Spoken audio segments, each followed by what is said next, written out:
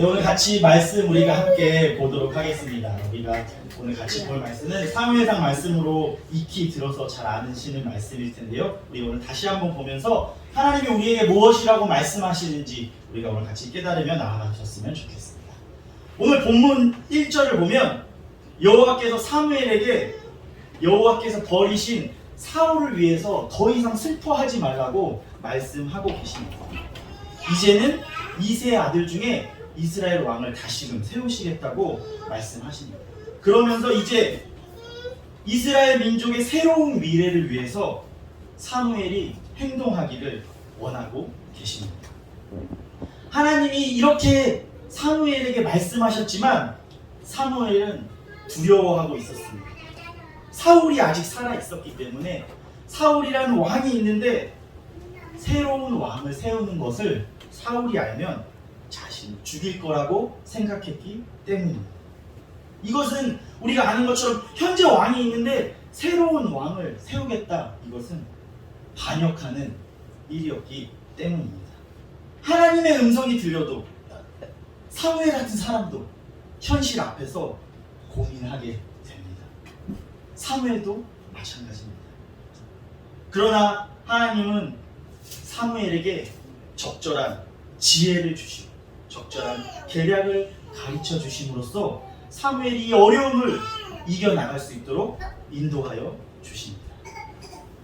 사무엘은 하나님 말씀대로 암송아지를 끌고 베들레헴으로 갑니다. 사무엘이 베들레헴에 오자 그곳의 장로들은 평강을 위하여 옷이었습니까? 이렇게 하고 물어보고 있습니다. 아마도 당시의 장로들은 그 지역의 지배층이었기 때문에 사무엘과 사울의 사이가 멀어진 것을 알고 있었을 수도 있습니다. 그렇기 때문에 현재 왕인 사울 왕이 있는데도 불구하고 사울 왕과 사이가 멀어진 영적인 지도자 사무엘이 왔을 때 그것을 두려워하고 이런 질문을 했을지 모르겠습니다. 그러나 사무엘은 평화로운 일을 여호와의 제사를 위해서 왔다고 그들을 안심시켜준 후 제사 가운데 그 장로들과 이새의 아들들을 초청합니다. 그리고 제사를 참석할 때 성결하게 나오라고 이야기하고 있습니다. 그것은 아마도 목욕을 하고 제사의식에 맞게 옷을 입고 참석하라고 이야기하는 것 같습니다. 사무엘이 사울 왕에게 두려움을 가지고 있었지만 하나님이 주신 지혜대로 하나님의 말씀대로 행할 때 모든 일이 순조롭게 진행되고 있습니다. 오늘 함께 읽은 본문 6절에 사무엘은 이새와 이새의 아들들을 만나게 됩니다. 첫 번째로 장자 엘리압을 보게 됩니다. 엘리압을 보고 감탄하면서 기름을 부을 자가 여호와 앞에 있구나 이렇게 하면서 엘리압에게 사무엘은 기름을 부으려고 했습니다. 누가 가로막으셨죠? 하나님이 가로막으셨습니다. 그래서 우리가 잘 아는 7절 말씀 우리 같이 한번 읽어볼까요? 자, 시작. 여호와께서 사무엘에게 이르시되 그의 용모와 키를 보지 말라. 내가 이미 그를 버렸노라. 내가 보는 것은 사람과 같지 아니하니 사람은 외모를 보거니와 나 여호와는 중심을 보느니라 하시니라. 아멘. 7절에서 하나님은 사무엘에게 엘리압의 용모와 키를 보지 말라고 이야기하십니다. 사람은 외모를 보거니와 그러나 나 여호와는 중심을 보신다고 말씀하고 계십니다. 우리가 아는 것처럼 사울도 용모가 뛰어났습니다. 그래서 사무엘의 눈에는 이스라엘의 왕이 되려면 어느 정도 외형적인 모습도 사울과 같은 기준이 있었을지 모르겠습니다. 그래서 그런 외형적인 기준에 합당한 엘리압에게 기름을 부으려 했을지 모릅니다. 그러나 우리 주 하나님 여호와는 외모를 보지 않으시고 중심을 보신다고 말씀하고 계십니다. 그 뒤로 이새의 다른 아들들이 사무엘 앞에 지나가지만 여호와께서는 그들 누구도 택하지 않습니다. 그래서 이새의 7 아들이 다 지나갔는데 아직도 하나님께서 누구 한 명 택하지 않으셨습니다. 이제 11절에 사무엘은 다른 아들이 없는지 물어봅니다. 이제는 양을 치는 막내가 있다고 이야기합니다. 사무엘이 이새에게 막내를 데려오라고 그 막내를 초청합니다. 어쩐지 모르겠습니다. 그런데 아버지 이새에게는 그 막내는 존재감이 별로 없었던 것 같습니다.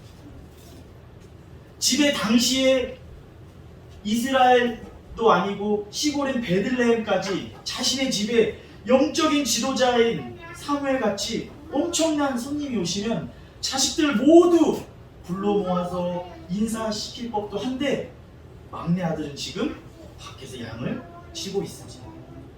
저는 자식이 둘밖에 없기 때문에 그런 일이 생긴다면 우리 아이들을 다 불러서 인사도 시키고 기도도 해달라고 하고 막 이렇게 할 것 같은데 이새는 그러지 않았나 봅니다. 근데 사무엘은 달랐습니다. 양을 치는 막내도 집에 데려오라고 이렇게 초청하고 있는 것입니다. 그럼 막내는 어땠을까요?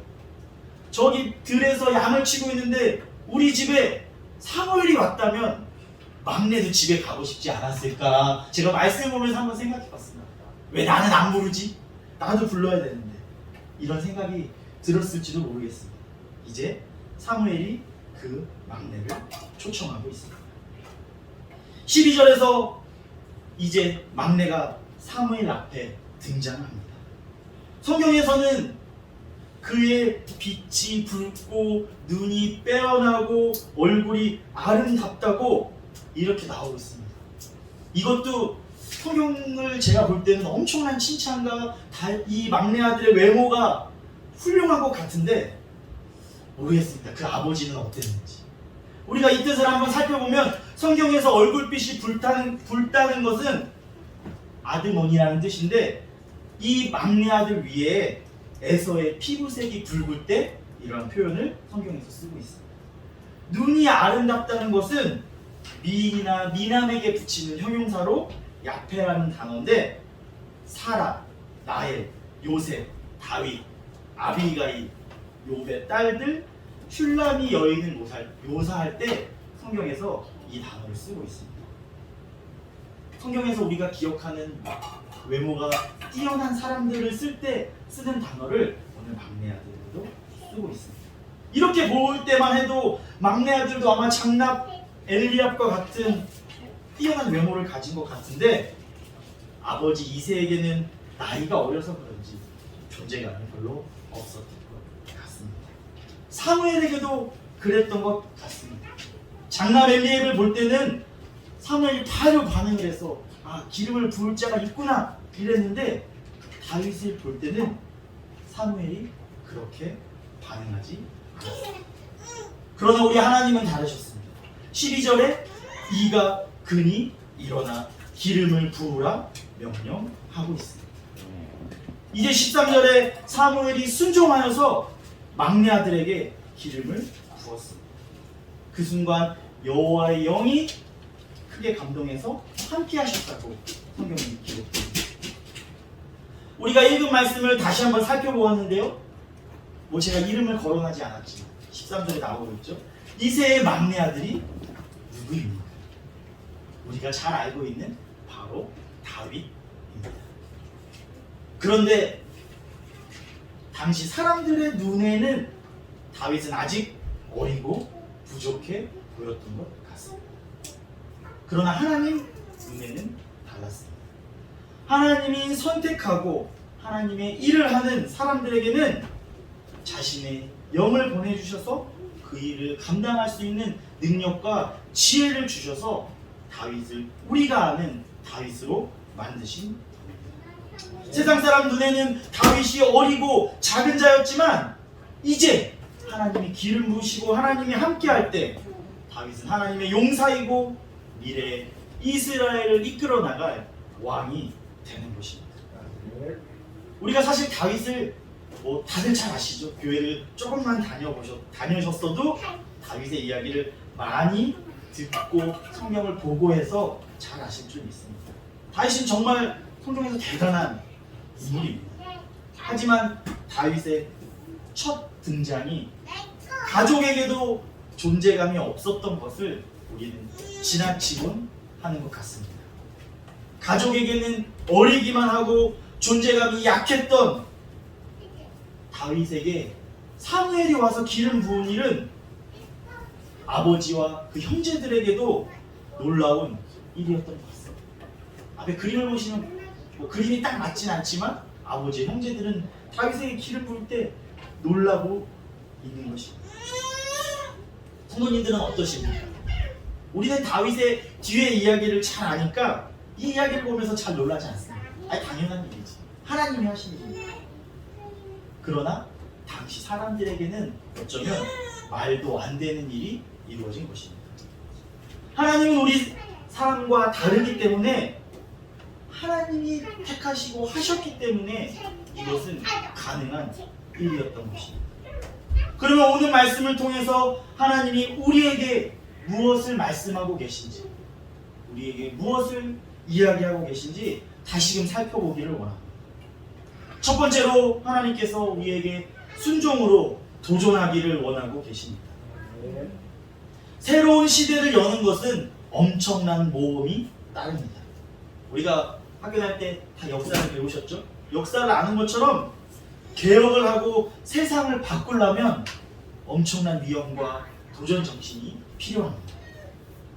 나라와 민족이 아니더라도 자신이 속한 조그만 조직이나 모임에서 뭐 하나를 바꾸려면 그것도 엄청나게 힘이 듭니다. 바꾸는 것이 좋은 것 같지만 그것을 알지만 이전 것이 좋다고 바꾸기를 거부하는 사람들이 항상 있기 때문입니다.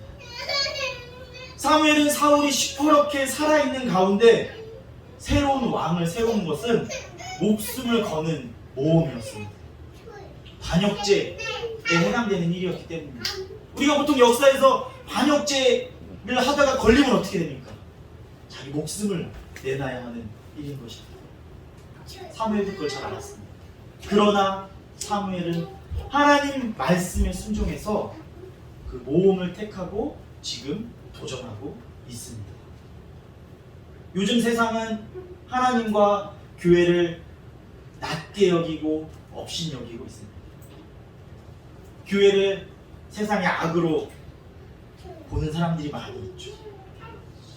그리고 요즘에 코로나가 되니까 바이러스를 전파하는 사람들로 세상과 이 시대는 교회를 바라보고 하나님 믿는 사람들을 바라보는 것 같습니다. 이러한 시대 가운데 하나님 말씀에 순종하는 것은 하나의 모험과 같은 일이 되어버리진 않았나 돌아보게 됩니다. 오늘 이 자리 가운데, 이 예배 자리 가운데 나오는 것도 어떠한 사람은 가족의 반대를 물리치고 나오셨을지, 지금 대전에서 오신 분들도 계신데요, 이 먼 거리를 험난하진 않지만 험난한 여정을 뚫고 이 예배 가운데 나오신 분들도 계실 줄 믿습니다. 그러나 우리가 하나님 앞에 순종함으로 모험을 감행하지 않고는 하나님 앞에 나아갈 수가 없음을 기억하시기 바랍니다. 우리가 순종함으로 모험하지 않고서는 새로운 시대로 나아갈 수 없습니다. 안타깝게도 코로나가 끝나지도 않았는데 다시금 확진자가 증가한다는 소식이 들려서 안타깝습니다. 우리 교회가 조금은 여유를 갖고 다시금 식사도 하고 여름 성경학교들과 모든 행사들을 준비하고 있는데 그것들이 또 가로막히고 또 교회들이 움츠려들진 않나 한편으로는 걱정되는 마음입니다. 그러나 그럼에도 불구하고 우리는 다시금 일어서서 하나님 말씀에 순종함으로 모험하고 도전하며 나아가시기를 소망합니다. 하나님의 부르심에 순종함으로 도전하는 사람만이 하나님의 은혜와 축복을 누릴 수 있습니다. 앞으로 하나님이 교회에 주실 큰 은혜를 경험할 수 있는 것입니다. 지금 그 은혜를 기대함으로, 그 은혜를 사모함으로 하나님 말씀에 순종함으로 도전하시며 나아가시기를 소망합니다. 사무엘도 사울이 두려웠지만 하나님 말씀에 순종함으로 나아갈 때 하나님이 그 상황을 이길 수 있는 지혜를 허락하여 주셨습니다. 우리도 순종하지 않고 지금 이 상황 가운데 머물면서 입으로 이 핑계 저 핑계를 대고 있지는 않았나 돌아보죠.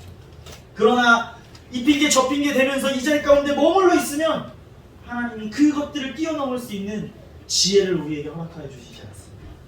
그럼에도 불구하고 하나님 말씀에 순종하며 도전하는 사람에게 하나님이 그 어려움을 이길 수 있는 지혜를 허락하여 줄 줄 믿습니다. 순종하며 도전하며 모험에 참여하는 사람만이 하나님이 주시는 새로운 시대의 축복을 누릴 수 있음을 기억하시기를 바랍니다. 하나님 말씀에 순종함으로 도전하여 나아가는 하나님의 축복을 누리는 모든 성도님들이 되시기를 주님의 이름으로 축원합니다. 오늘 말씀 가운데 하나님께서는 두 번째로 중심, 마음을 준비하라 이렇게 우리에게 말씀하여 주시고 계십니다. 아까 우리가 살펴본 것처럼 사울은 키가 크고 잘생겼습니다. 외모도 훌륭했습니다. 멋진 외모를 가지고 있었습니다. 사무엘도 다음 이스라엘 왕을 뽑을 때 영적인 기준도 있었겠지만 외적으로는 그러한 기준을 가지고 있었을 수도 있습니다. 그래서 사무엘이 엘리압의 외모에 시선을 빼앗겨 버렸습니다. 그러나 하나님은 외모가 아닌 중심을 보신다고 우리에게 말씀하여 주고 계십니다. 앞에 나와 있는데요, 쉬운 성경에는 사람은 겉모습을 보지만 나 여호와의 마음을 본다고 말씀하고 계십니다. 중심, 마음을 하나님께서는 보신다고 우리에게 이야기해주고 계신 것입니다. 사람들은 참 겉모습으로 많은 것들을 판단합니다. 특별히 요즘 사회가 더더욱 외모를 중시하는 것 같습니다. 그래서 외모에 시간과 돈을 많이들 투자하시는 것 같습니다. 명품을 입어야 하고 좋은 차를 타야 하고 좋은 옷을 입어야 하는 것들처럼 외모가, 우리 외형적인 모습이 사람을 나타내는 중요한 덕목 중에 하나로 받아들여지는 게 우리가 요즘 살고 있는 시대가 된 것 같습니다. 외모가 중요하다면 우리나라에서 하나님 일을 가장 잘할 사람이 누구일까요? 제가 그냥 설교를 준비하면서 생각해 보았습니다. 송혜교, 전지현이나 마음속에 생각하는 분들이 계시죠? 그런 분들이 하나님 일을 가장 잘할 것입니다. 그러나 우리 하나님은 사람과 다르신 분입니다. 하나님은 외모가 아니라 그 중심, 마음을 보시는 분이십니다. 사람은 겉만 볼 수 있지만 사람의 내면을 볼 수 없지만 하나님은 사람의 내면을 정확히 보시고 판단하실 수 있는 분이십니다. 하나님에 대한 믿음과 순종의 마음가짐과 그 성품을 하나님은 보십니다. 다윗은 그 당시 중심지인 이스라엘의 중심지인 예루살렘의 출신도 아니었고 병방이 베들레헴 출신입니다. 그것도 장자인 첫째가 아니었고 막내로 밖에서 양을 치던 사람들이었습니다. 우리가 살펴본 것처럼 사무엘이나 그 아버지에게조차도 그 자질을 인정받았을지 못하고 있을지 모르겠습니다. 그러나 하나님께서 보시기에는 그는 내적으로 강한 사람이었습니다. 사람이 보기에는 외적으로 내세울 게 없는 것 같은 사람일지 모르지만 하나님은 다윗의 내면의 강함을 보시고 변방의 막내이고 양치기에 불과했던 그 다윗을 이스라엘의 왕으로 택하신 것입니다. 하나님은 사람의 기준으로 아무런 내세울 것이 없는 것 같은 사람도 들어서 사용하십니다. 언변이 좋지 않았던 모세를 하나님은 이스라엘 백성을 구하는 구원의 계획에 사용하셨습니다. 바울 역시 몸에 병이 있었고 말이 시원치 않았다고 하였지만 온 세계 열방의 복음에 사용하셨습니다. 하나님은 훨씬 좋은 조건을 가지고 있거나 외모가 더 출중하거나 돈이 많거나 지식이 많거나 나이가 어려서 건강한 외형적인 기준으로 사람을 뽑는 것이 아니라 하나님만 믿음으로 의지하고 순종하는 마음을 보시고 사람을 선택하셨습니다. 그 내면의 힘을 보시고 하나님은 사람을 선택하시고 사용하셨습니다. 사람 중에 작은 자 같았던, 사람들 중에 부족한 사람 같았던 사람들 가운데 위대한 가능성을 보시는 분이 우리 하나님임을 꼭 기억하시기 바랍니다. 네. 오늘은 살펴보지 않고 다음 설교에서 살펴보겠지만 다윗보다 뛰어난 외모를 가졌던 다윗의 형들은 블레셋과 전투에 어땠습니까? 아무 일도 하지 못했습니다. 그러나 다윗은 어땠죠? 네, 골리앗과 맞서 싸웠습니다. 자세한 건 다음번 설교에 말씀드리겠습니다. To be continue. 오늘 거를 꼭 기억하시고 다음번 설교를 꼭 들어야 되십니다. 다음 화에 계속 이어지겠습니다. 다시 말씀으로 돌아와서 오늘 말씀에서 살펴보면서 저를 돌아보면 저도 그리 키가 크지 않습니다.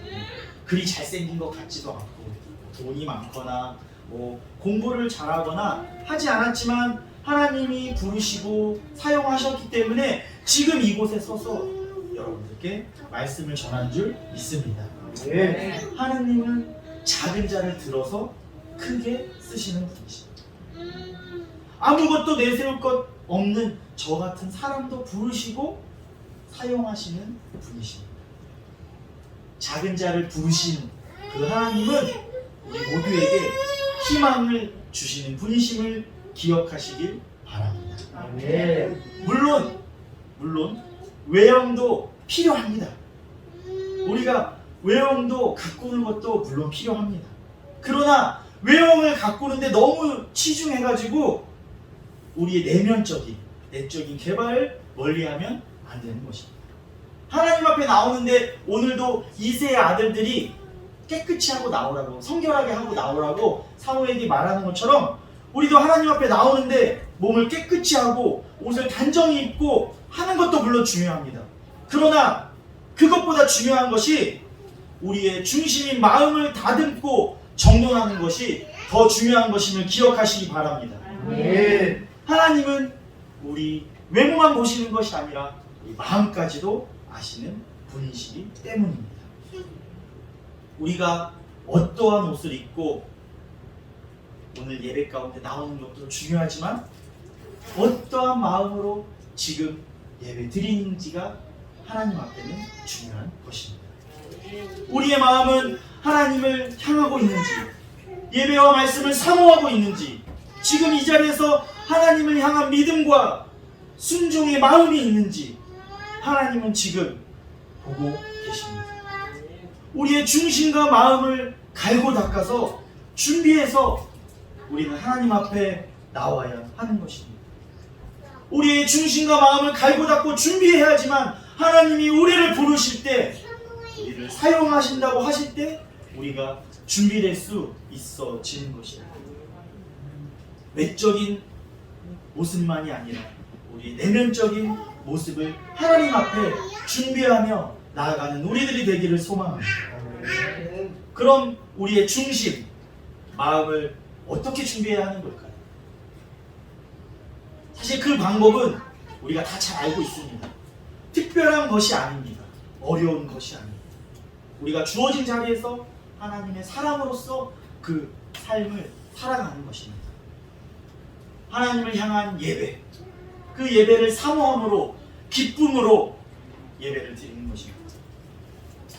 이 예배까지 나오는 길이 처음에 살펴본 것처럼 힘들고 어렵더라도 하나님 말씀을 기대함으로 이 예배에 나와 예배를 드리고 기도하고 말씀을 듣는 삶, 말씀을 읽고 그 말씀을 실천하는 삶, 이것이 바로 우리의 중심을, 우리의 마음을 하나님이 원하시는 대로 우리가 준비하며 만들어 가는 것입니다.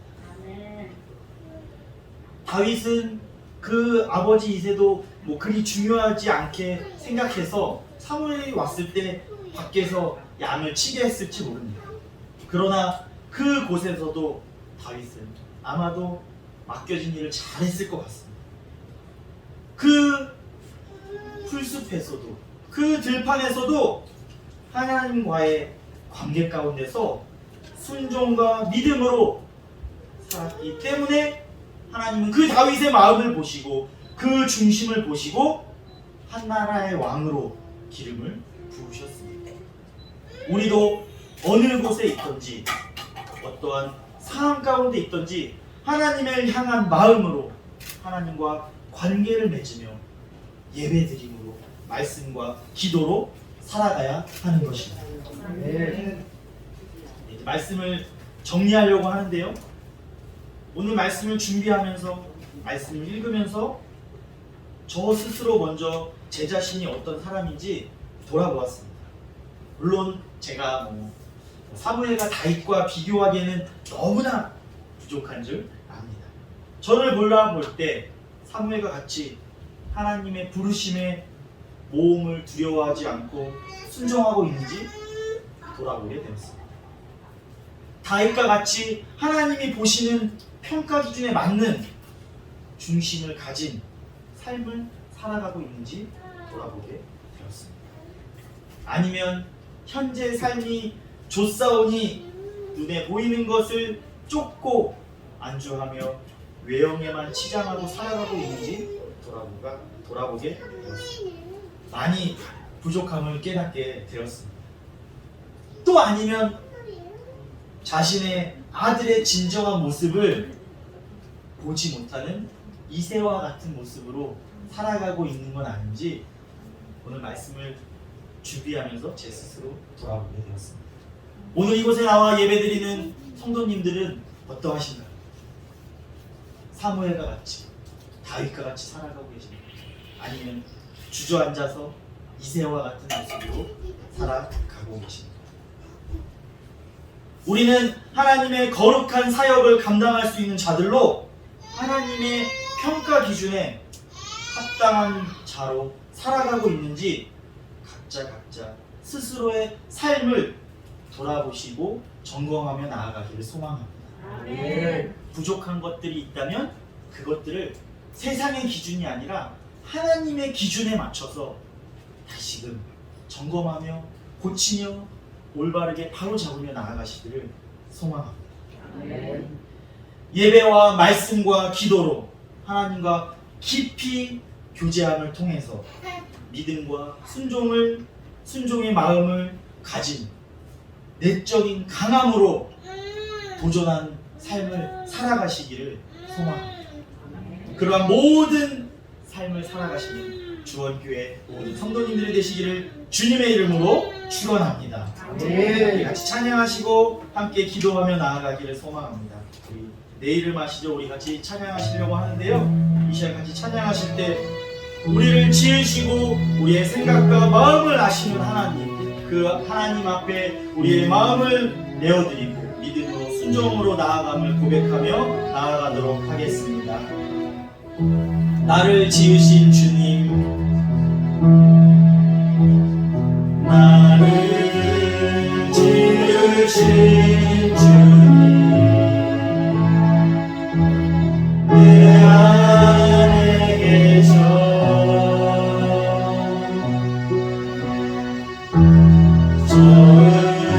처음부터 내 삶을 그의 손에 있었죠.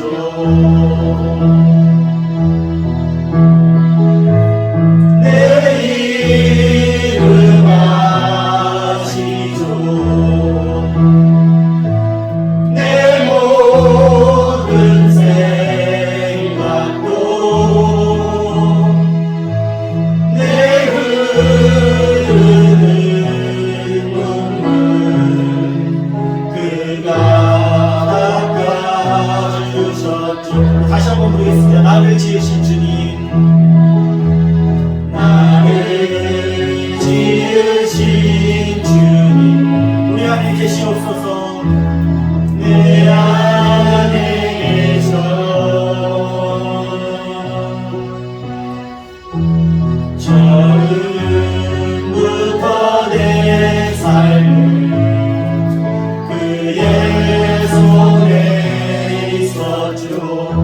내 이름 아시죠?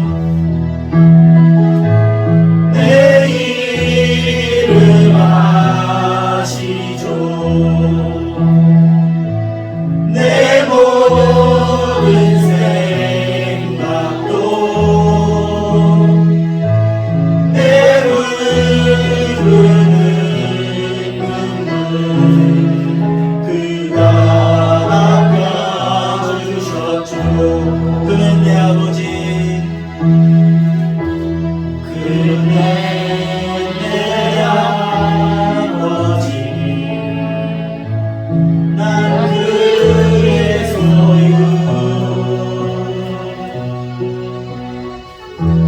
내가 어디 가든지 날 떠나지 않죠.